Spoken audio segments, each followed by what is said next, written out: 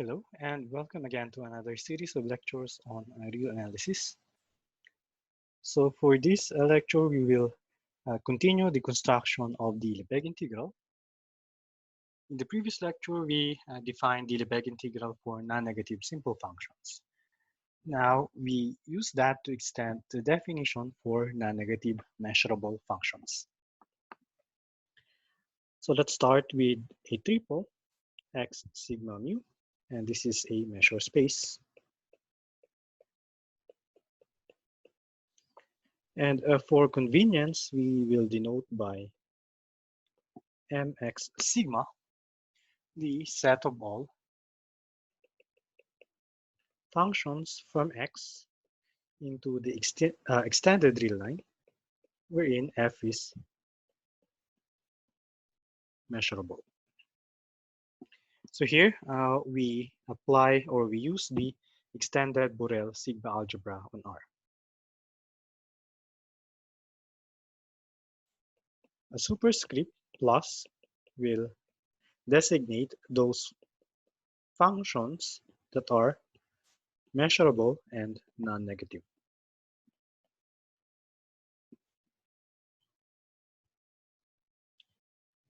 Moreover, given let's say a sequence of functions f sub n and another function f,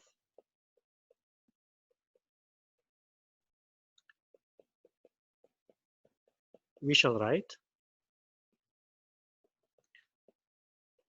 analogous to our notation for sets that f sub n increases to f if the sequence f sub n is increasing. So that is f sub n is less than or equal to f sub n plus 1 for all n, and the limit as n goes to infinity of the function values for the sequence of functions tends to f of x for any x in the domain capital X. So here we have a pointwise convergence.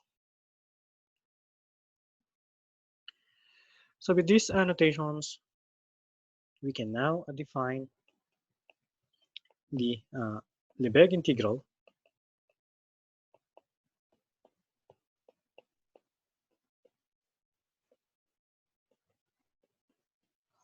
on non-negative measurable simple functions.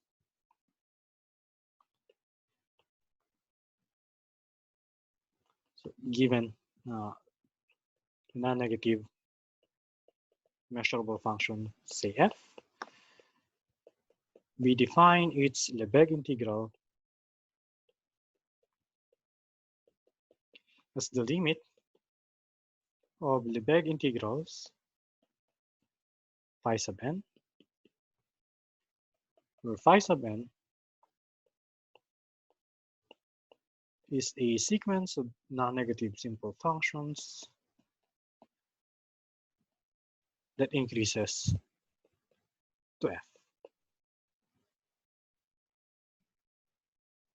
So here, the integral on the right-hand side are integrals for non-negative simple functions, and we already know its definition from the previous lecture.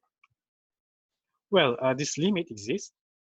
So the limit is either a real number if this sequence is bounded, and it is infinity if the sequence of integrals is unbounded. So this follows from the fact that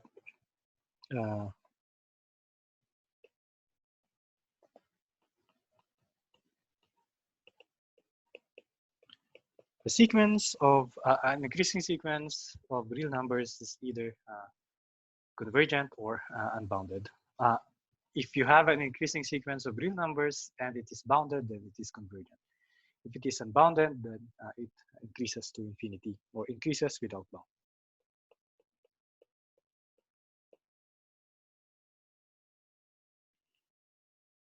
So this is a definition, but of course we need to justify the following issues. First, are we guaranteed that such a sequence of simple functions exist? Second, is it independent with respect to a chosen sequence? In other words, if I have another sequence of simple functions that increases to f, can I expect the same limit? And these issues will be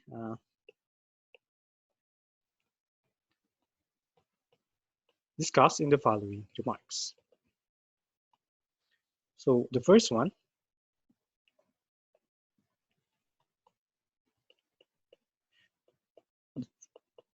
is the existence of your sequence. So for each non-negative measurable function f, one can find a sequence of non-negative simple functions phi sub n such that phi n increases to f.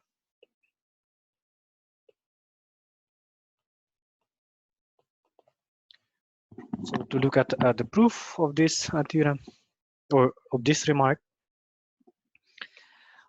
so the best way or one way to guarantee this existence is by, of course, construction.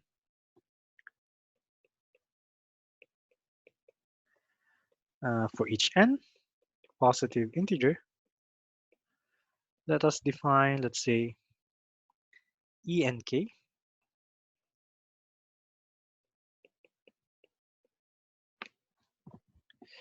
to be the following set. So this is the half closed, half open interval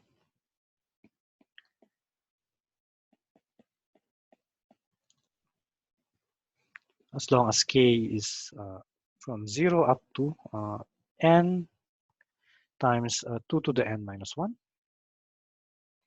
Now, if k is equal to n or 2 to the n, then we set this to be, okay. So the next endpoint here when k is equal to this last value would be 2 to the n or n to infinity. And from this sets or from these intervals, we now define phi sub n to be the following sum. So we choose the left endpoint as our value, and we multiply it with the indicator function with respect to the inverse image of the set ENK. K from 0, and then n times 2 to the n. Since f is measurable, f inverse is in sigma, therefore this is a simple function. It is non-negative since these terms are non-negative.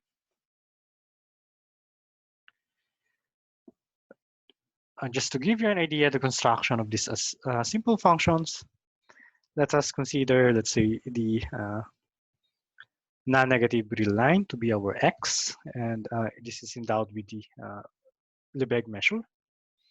And let us take f to be the identity function. So if n is equal to 1, okay, so what you do is for the function values greater or equal to 1, we replace that by a function value equal to 1. And then for the range between 0 to 1, we divide that into 2. So here you have these two parts here. Similarly, when n is equal to 2, so for function values on or beyond 2, we replace that by equal to 2. And then we now consider function values that are having length 1/4. So that is 2 squared. So in this case, we divide the range into 8 parts. And these are the corresponding values. So if you increase n, you see that, take note that the simple functions either, so if you look at this will be divided into 2. So we perform a bisection, roughly speaking. And take note that here the function increases.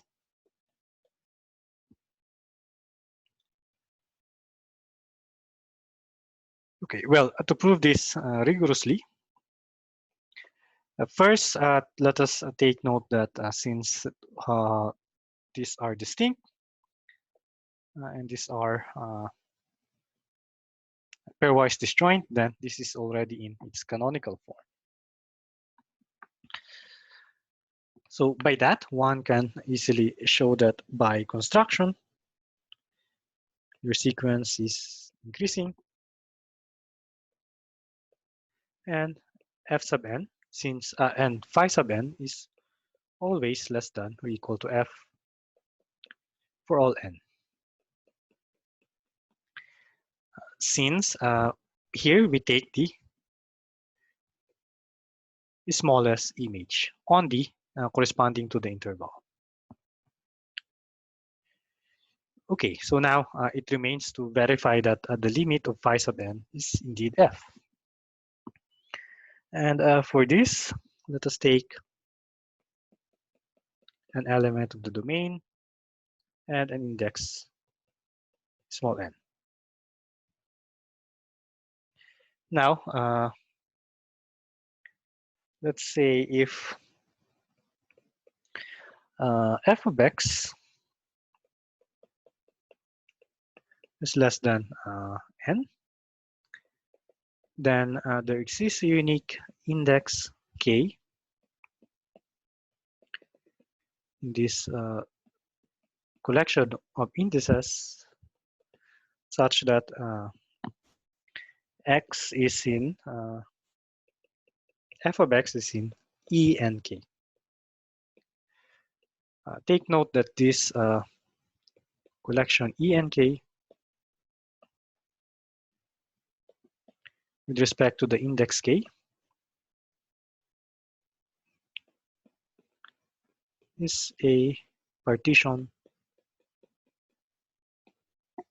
of your closed interval 0 to n. So therefore, the existence and the uniqueness of such k is guaranteed. And from this, we know that f is larger than phi n x, so this difference is positive, or I should say non-negative. And based on this construction here, the value of your simple function would be k 2 to the n.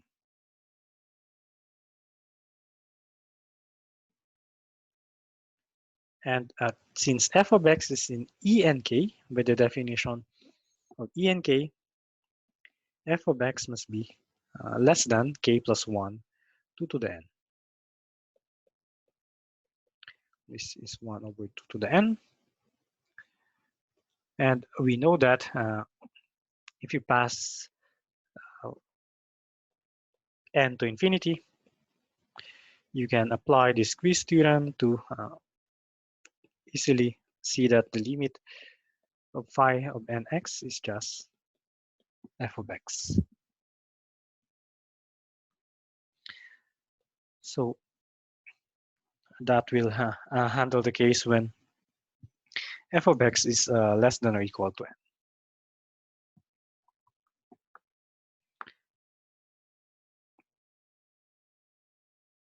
Now, if, let's say, f of x is greater than or equal to n for all n, then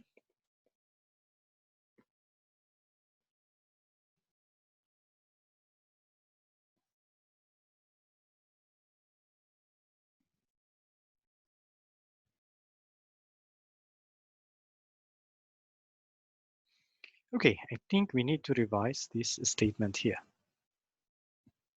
So let us write this in a different way. And let's say f of x is finite.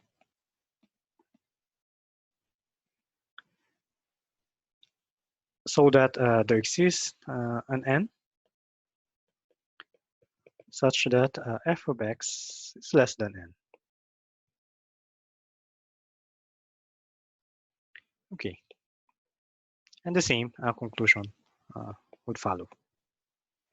For the second case here, suppose f of x is infinite. Then f of x is greater or equal to n for all n. And this implies that thus phi nx is equal to n. Okay, since when your function value is beyond n, we replace that by n, as we said a while ago. And from here, you obviously get the same limit. So therefore, we can now see that phi sub n increases to f.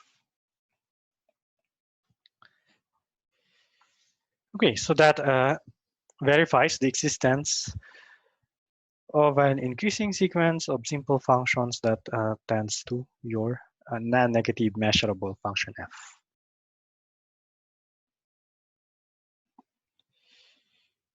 Okay, now let us show independence.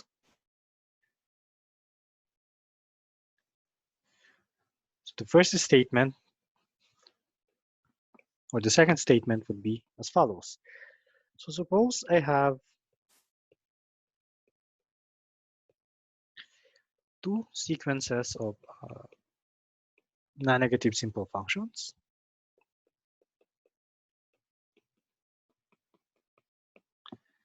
Wherein phi sub n increases to f and psi sub n increases to f. Then the limit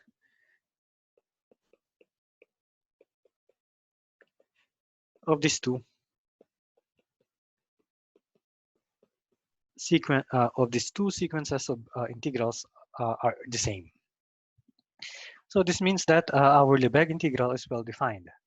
So if you have another sequence of increasing simple non-negative simple functions that converges to f, then you can also use that to compute the Lebesgue integral of your non-negative f.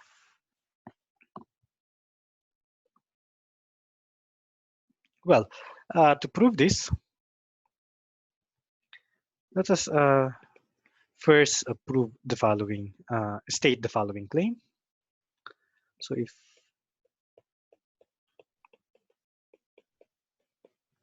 I have a sequence of simple functions phi n and another simple function psi, both non-negative, f a non-negative measurable function, phi n increases to f, and psi is less than or equal to f, then the Lebesgue integral of your simple function psi is less than or equal to the limit as n goes to infinity of the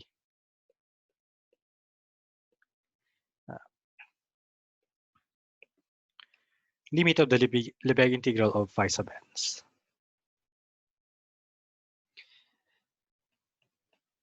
So let us first prove 2, assuming this claim is valid, since psi sub k is less than or equal to f for all k. And this follows from the fact that psi sub n increases to f. So in particular, psi sub k is less than or equal to f. And from this one, the claim,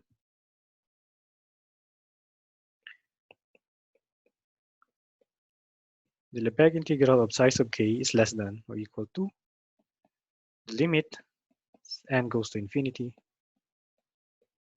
of this. Since this is true for a and k, We then take the limit as k goes to infinity,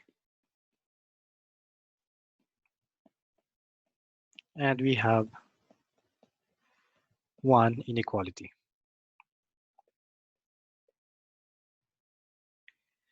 And the reverse inequality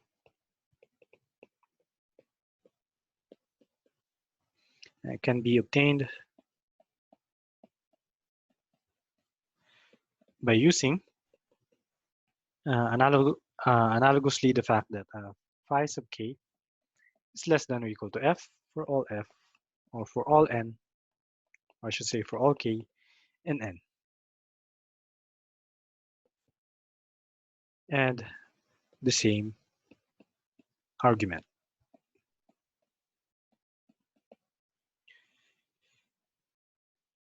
Okay.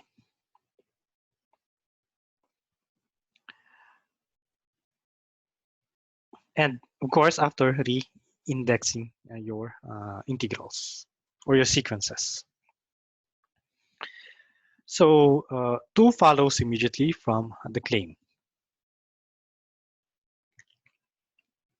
And to finally complete the proof of 2, we need, of course, to prove our claim.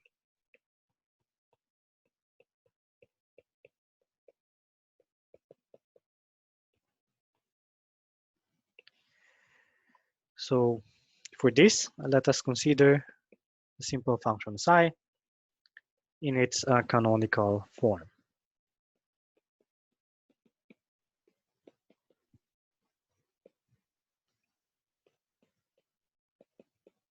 Or canonical representation.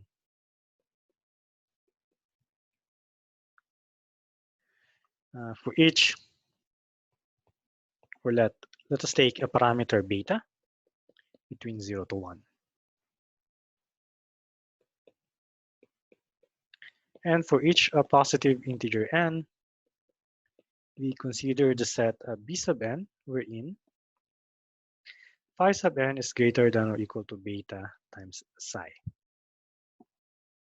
Since phi n and psi are simple, well, you can think of this as what? This is the inverse image.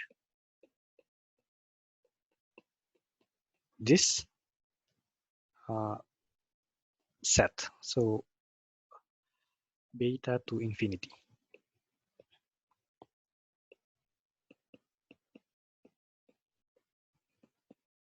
Or I should say 0 to infinity. So being as simple functions, this is of course measurable.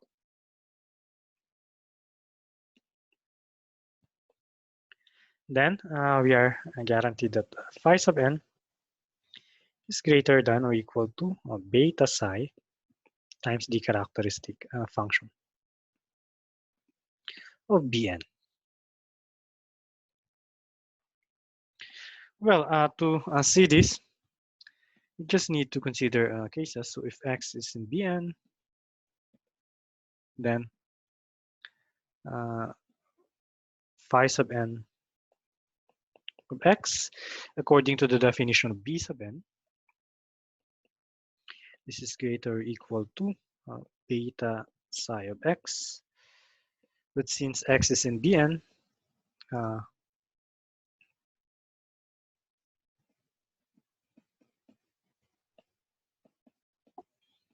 the indicator function is also equal to 1.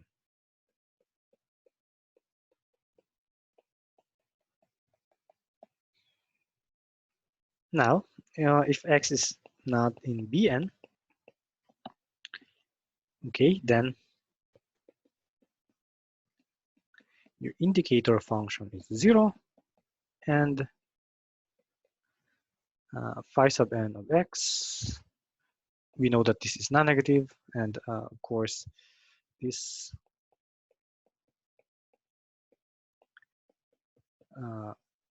function here, beta psi times the indicator function of Bn is 0.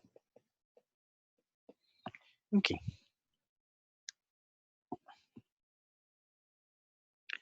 Since phi sub n is increasing, we note that the sequence b sub n is also increasing, and we claim that bn increases to x. Well, to verify this, suppose x is in your set, your domain, capital X. If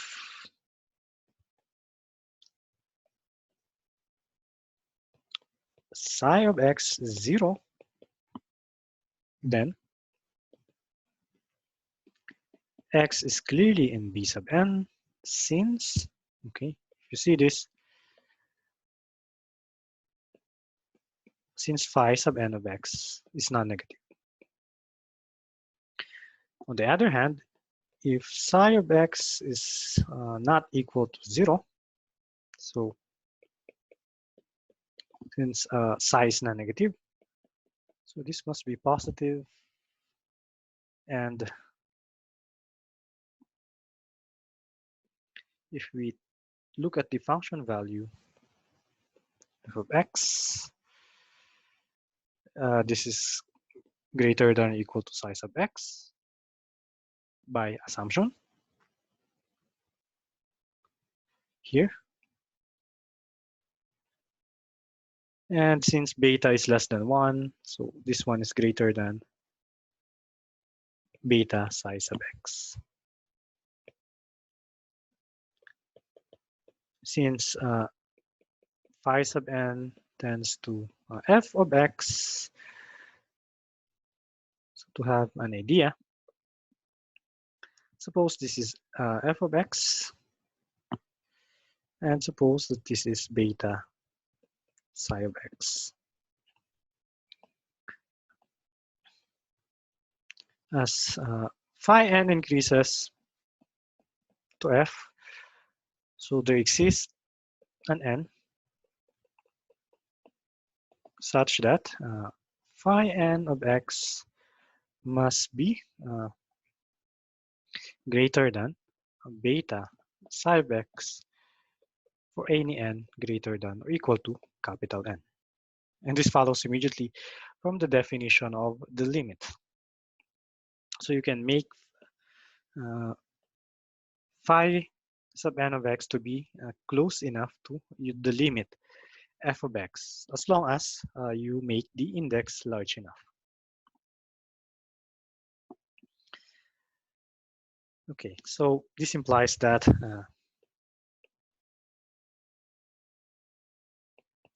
x is in b sub n for all n greater than or equal to capital N. Therefore, X is a subset of the union. And since the B sub n's are always a subset of X, then you have this equality. Okay, so this and this implies this increasing sequence here.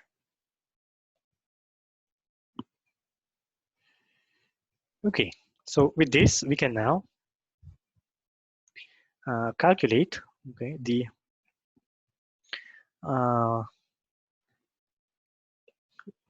Lebesgue integral of psi with respect to the measure mu. And this is the same as by the definition of the Lebesgue integral, alpha sub j mu aj. And we know that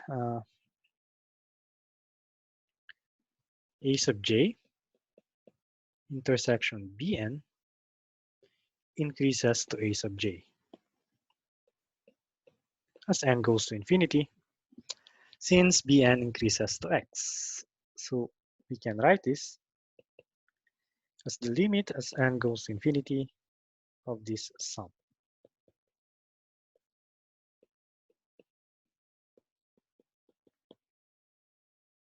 So here we apply the continuity from below of the measure mu.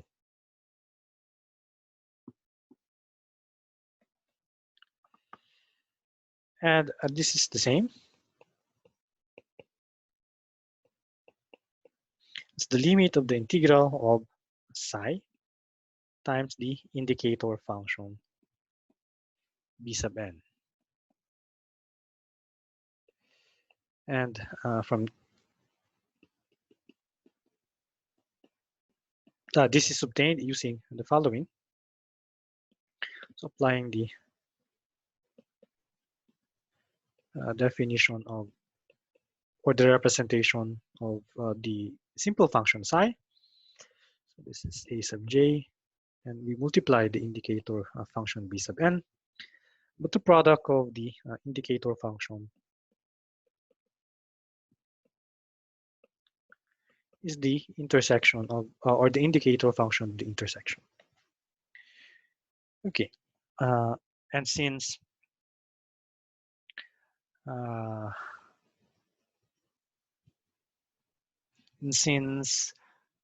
the Lebesgue integral for simple functions are independent or is independent with respect to the representation, we can use this representation to compute the integral of this function. And you just take the measure of the indicator function multiplied by the alpha sub j's.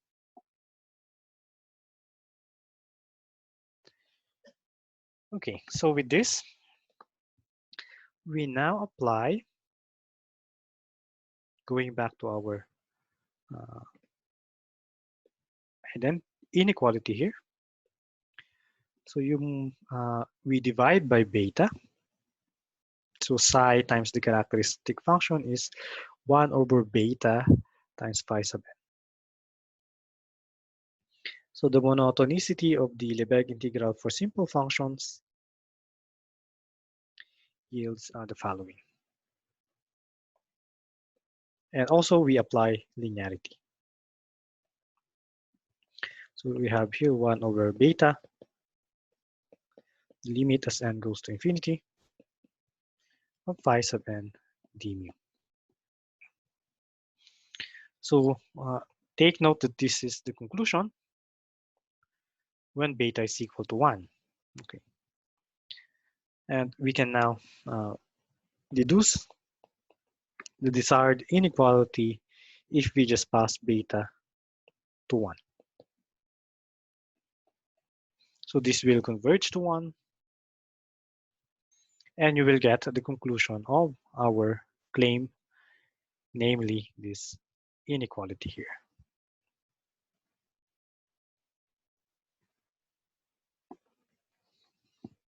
So that proves the independence with respect to the chosen sequence.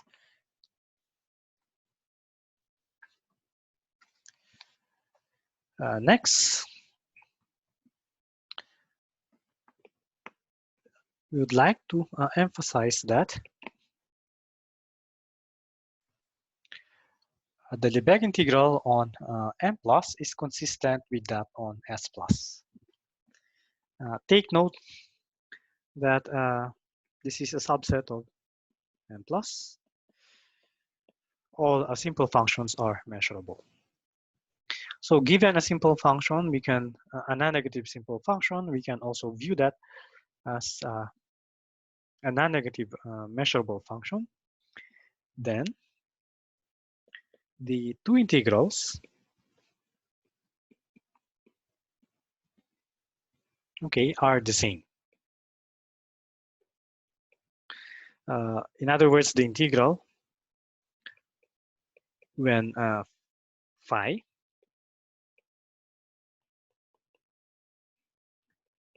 a simple function, a non-negative simple function, when it is viewed as a non-negative simple, a non-negative measurable function, the Lebesgue integral coincides with the earlier definition for the Lebesgue integral for simple functions. So here, The left-hand side is the Lebesgue integral for non-negative measurable functions, and the right-hand side are the Lebesgue integral for non-negative simple functions. So the definitions coincide. Well, to see this, if I just take, let's say, you take phi sub n to be equal to phi, and this is f in 2. So in other words, the Lebesgue integral, okay. So here, to differentiate the integrals, we emphasize them with this notation. Phi sub n d mu. But since this is equal to phi, so this is a constant, hence you end up with the following. So this remark follows is easily from the independence with respect to, or in fact, the independence and the definition of the limit or the integral of non-negative simple functions. So our definition is consistent with the earlier one.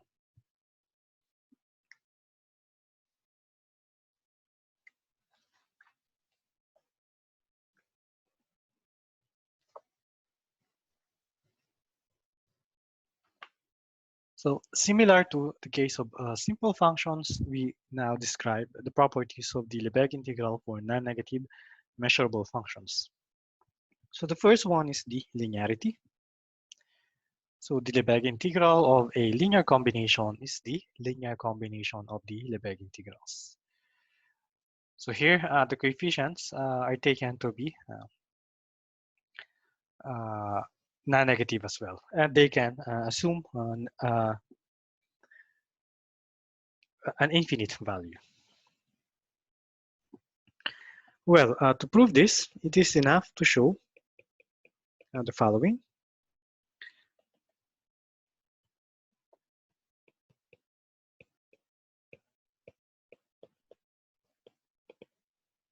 So the first one, it is enough to show that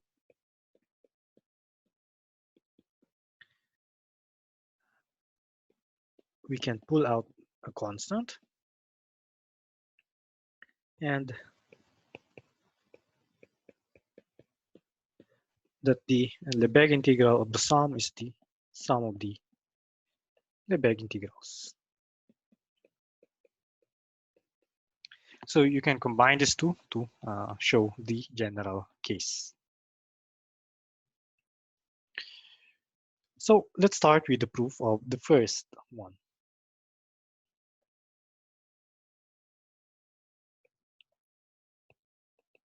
So we need to distinguish two cases: when alpha is finite and when alpha is infinite.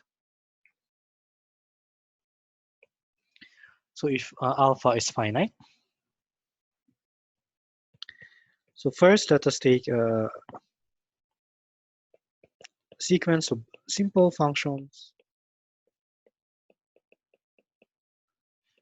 wherein phi sub n increases to f, and we know such a sequence exists.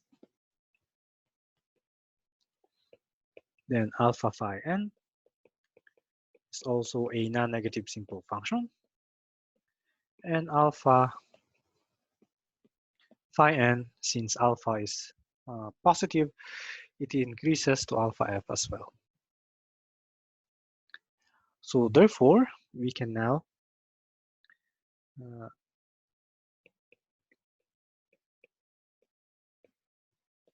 computing the Lebesgue integral of the product of alpha and f, since alpha sub n is increases to alpha f, according to the definition, the Lebesgue integral for non-negative measurable functions. So this is the limit of alpha sub n d mu. And here we apply the linearity for the integral with respect to simple functions. Okay, and we proved that last time. And with in the limit, we can pull out the scalar, the non-negative scalar alpha. And this is, of course, the integral of f. So here we just applied the definition of the Lebesgue integral for non-negative simple functions, and then apply the property of or the linearity for the integral of simple functions. So it is natural that linearity is inherited because the Lebesgue integral for non-negative measurable functions is built upon the Lebesgue integral for non-negative simple functions.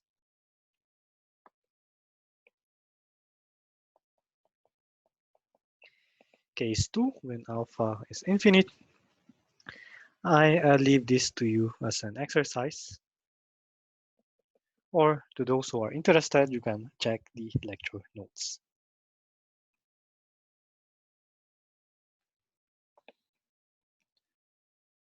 So now, you probably get the idea for the proof of 2.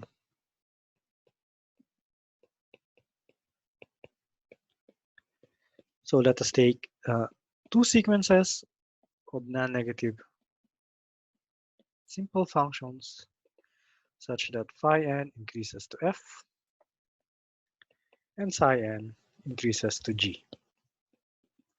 Then obviously the sum phi n psi n is also simple, and then phi n plus psi n also increases to the sum f plus g.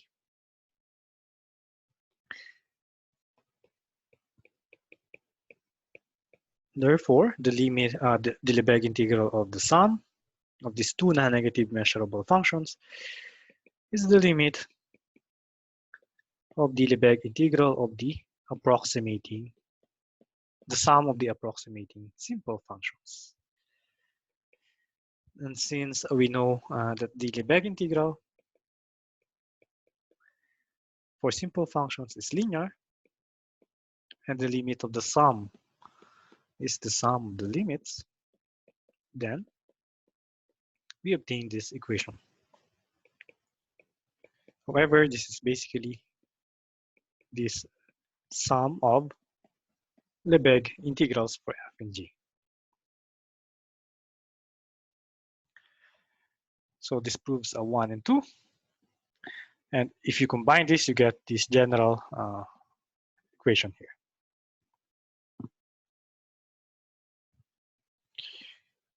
Okay, so as a corollary, the Lebesgue integral preserves the inequality for non-negative measurable functions. So let f and g be in M plus, where f is less than or equal to g.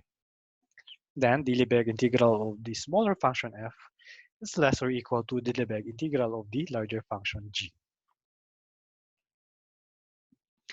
Well, the proof is similar to the case of simple functions. You just write g to be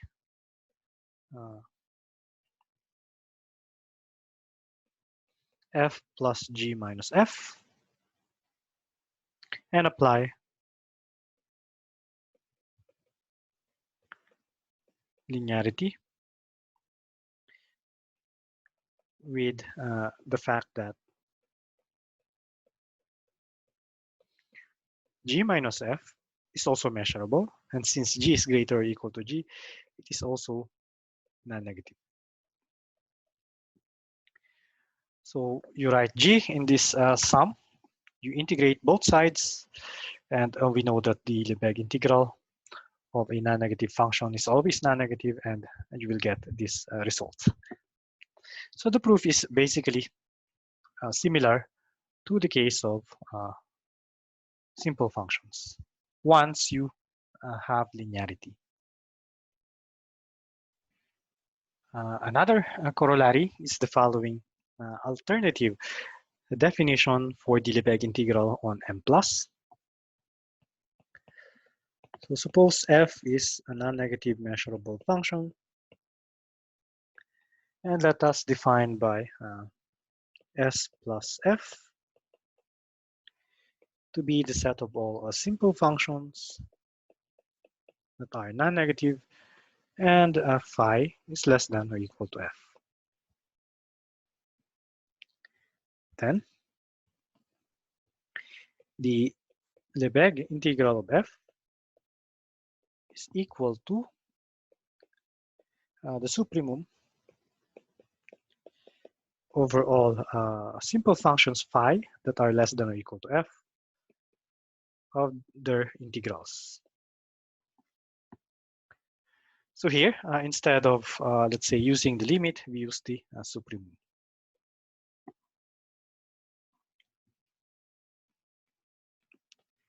Well, for the proof,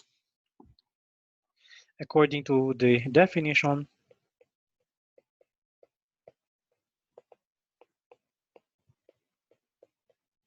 of the Lebesgue integral, okay,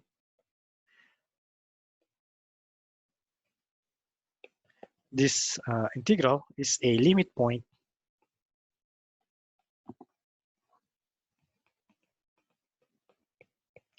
of this set mu, phi, and s plus f. So therefore, if we, let's say, let the right-hand side to be I sub f for simplicity,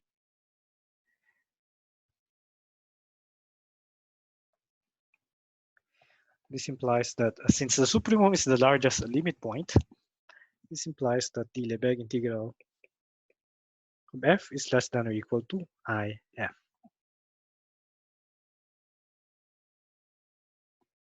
Now, if let's say phi is less than or equal to f, and phi is simple, then by monotonicity,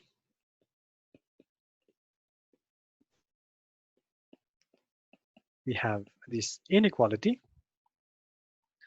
and taking the supremum over all phi in S plus, since phi is an arbitrary element of S plus, okay, so we should replace that by this one, so that that statement is equivalent to the earlier one. So taking the supremum over all phi in S plus,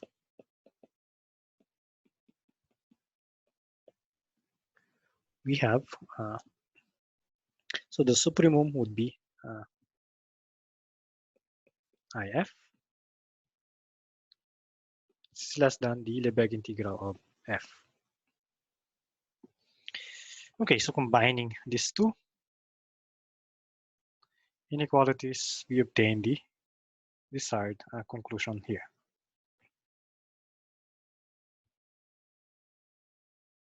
So in some text, this is the, in fact, the definition of the Lebesgue integral for non-negative measurable functions that is used.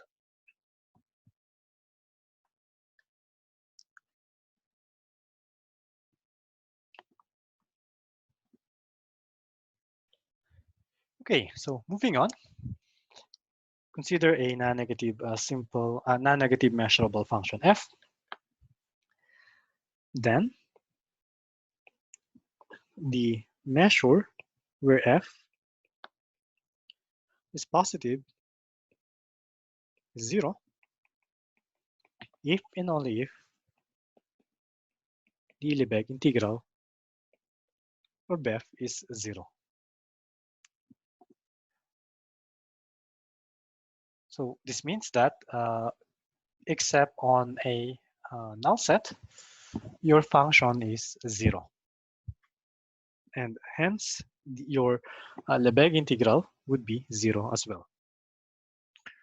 So, for example, you can think of the Dirichlet function in this case.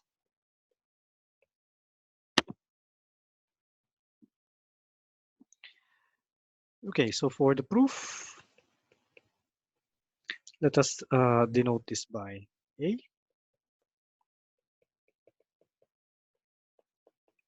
for simplicity.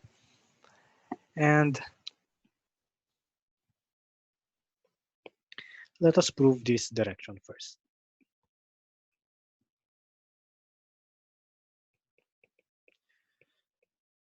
Let's assume that the measure of A is 0. And our aim is to show that the Lebesgue integral of f is 0.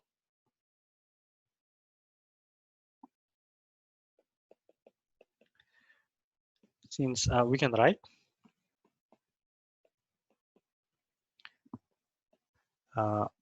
or we can see that f is less than or equal to infinity times the characteristic function of A. And you can easily show this by cases, either when x is in A or x is not in A. It follows that, okay, we already know that the Lebesgue integral for non-negative measurable functions is non-negative. You apply monotonicity and linearity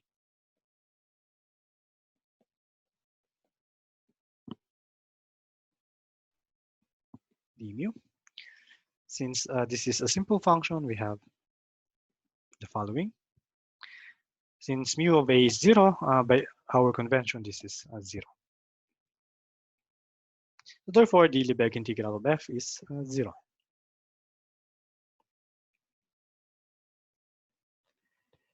And for the reverse inclusion or reverse direction, so assume that the Lebesgue integral is 0. Now we approximate A by A sub n.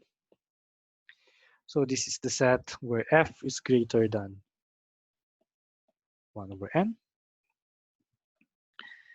Then you can easily see that an is increasing and it increases to A.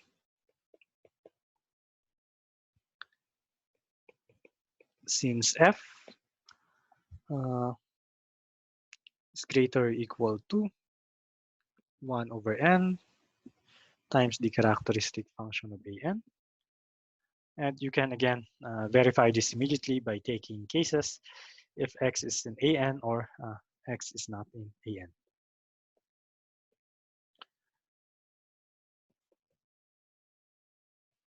If we apply linearity,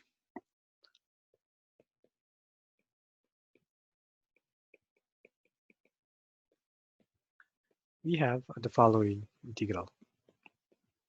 Inequalities of integrals. But the left-hand side is nothing but the measure of an over n. This is 0, but of course, a measure is always non-negative. This implies that mu of an is equal to 0 for any n. So by continuity of your measure, if you take the limit, and since all the measures are 0, the limit is 0, therefore mu of A is also 0.